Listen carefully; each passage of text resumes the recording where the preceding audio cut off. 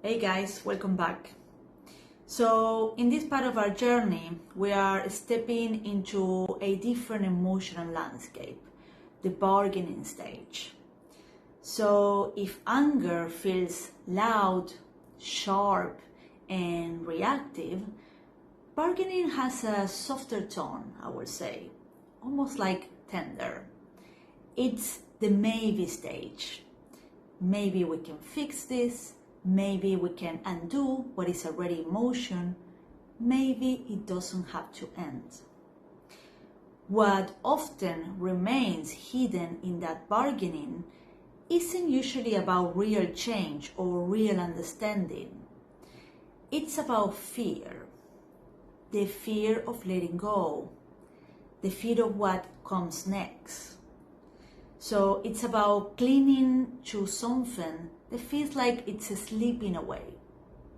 So recognizing it for what it is, it's very important because without that clarity, you could potentially get pulled into confusion, into false hope, or even worse, into emotional entanglement that will only delay what you already know must happen.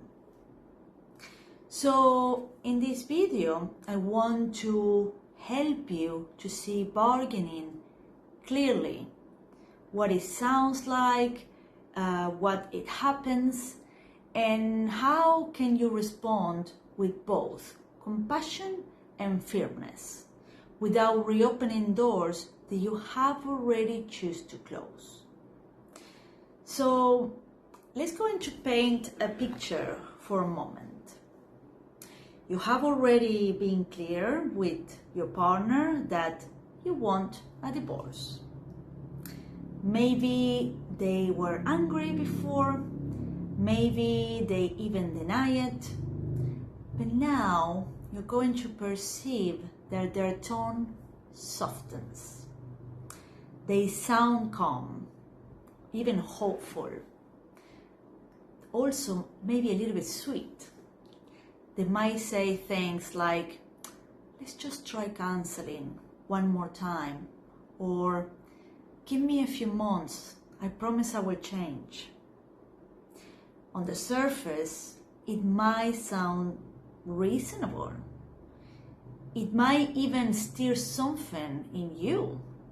I mean, after all, these are the words you once wanted to hear. Listening closely, though, bargaining isn't about you. Bargaining is about their fear of loss and the desperation to hold into a sense of safety. Now, I'm going to explain you why bargaining happens.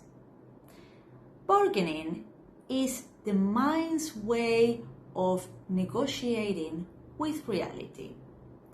When someone begins to sense the loss is real, then denial no longer works, and then anger has burned itself out. So they reach for one last lifeline. It's that inner voice saying, if you just do this one thing, maybe I can make the pain go away.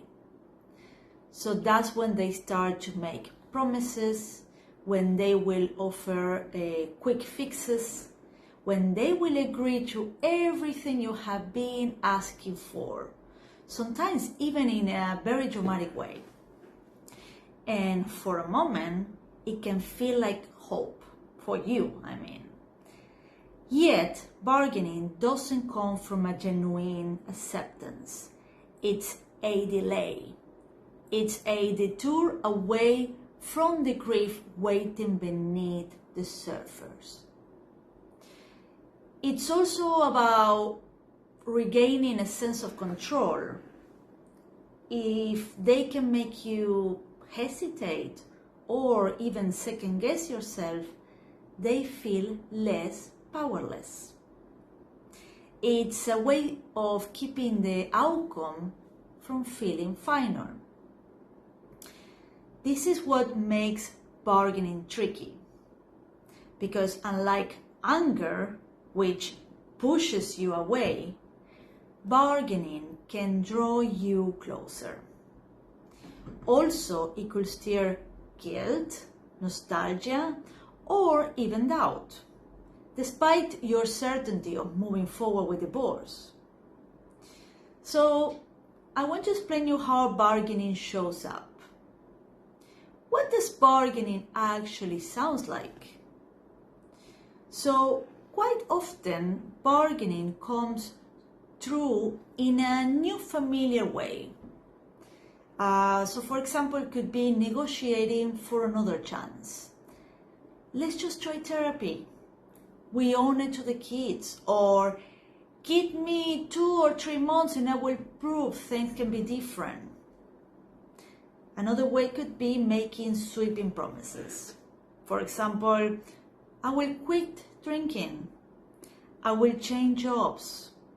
I will finally become the person you wanted me to be. These offers feel sincere, but in the moment,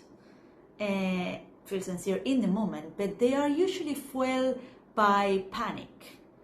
They are not fueled by true transformation. Another thing they might use is appealing to guilt. This is a very common one, also show up in anger. You're throwing away everything we built. Think about this. Think about what this will do to our family. These are all emotional hooks. They are meant to make you doubt yourself. So bargaining can sound hopeful, but you need to listen carefully because it's about avoiding the finality of loss. It's like pressing pause on a reality they can't yet accept. So, why is it so hard to hear? So here's what makes it so difficult. Bargaining can stir something inside you too.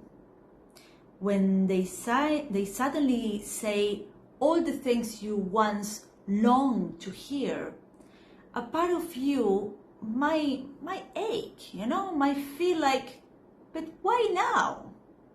Why couldn't this have happened earlier? It could trigger old memories, old tenderness. You might even feel guilt. You might start to wonder if you are being too harsh. Bargaining is emotionally disorienting because it doesn't feel like an attack. It feels like an invitation.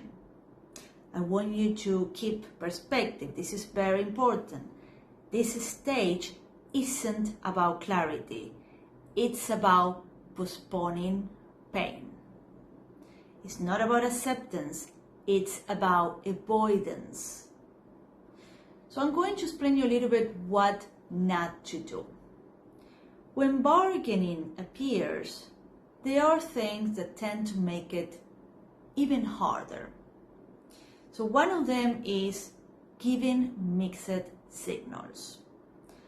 Saying things like, maybe we just need a space, or I don't know what the future holds.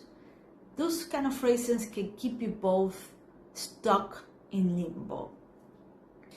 Another thing is getting lost in what if.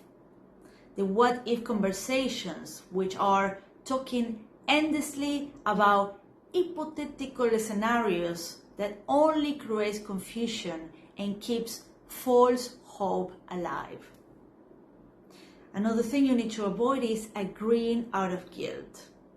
Saying yes to one more chance just because you feel so bad will only delay the healing for both of you.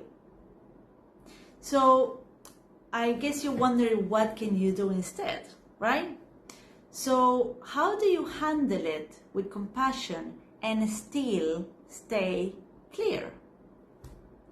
So one thing that you need to do is acknowledge the feeling. Acknowledge the feeling of your partner, but don't acknowledge the offer. You can say, I hear that you want to try again. I know this is painful, but Don't debate whether it could work. Yeah? Keep your response centered on empathy, not in negotiation. One more thing, reaffirm your decision. Calmly and clearly say, I have thought deeply about this and my decision hasn't changed. This one is a big one. Remember it. And then redirect to reality. Move the focus from what if to what is actually happening.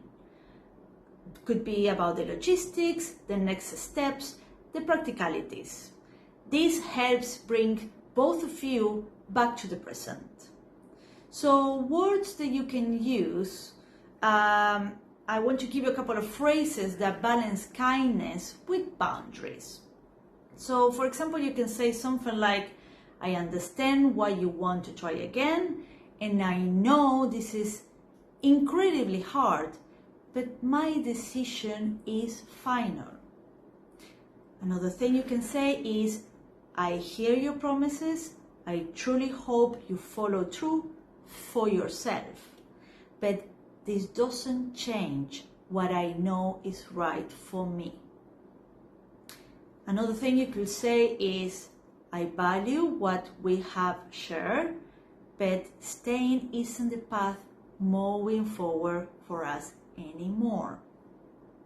So these responses don't argue, guys. These are not to negotiate. They are simply hold your truth while acknowledging their pain. So it's very important that you stay grounded. Very, very important. Take a moment to ask yourself, what kind of bargaining will you find hardest to resist? Is it the promises of change or the appeals to the kids or the family? Is the nostalgia of better times in the past? And then I want you to remind yourself, you're not choosing this path because it's easy. You're choosing this path because it's honest. It's honest for you and it's honest for them. Bargaining is quieter than anger, but in some ways it's so much harder. It pulls your empathy, and it reminds you of what they were before the pain. But please don't confuse bargaining with acceptance. It's just another way of saying, I'm not ready to let go yet. And it's not your job to make them ready. Your job is to stay true to what you already know. You can acknowledge their hope without feeding it. You can be kind without being unclear. And you can keep moving forward without shutting down your humanity. Guys, if this resonated with you, please share your thoughts in the comments. Have you ever experienced this kind of bargaining? How did it make you feel? And please don't forget to subscribe. So the next time we will explore the stage that follows bargaining, which is depression. And I'm going to explain you how to navigate it with care. See you in the next video.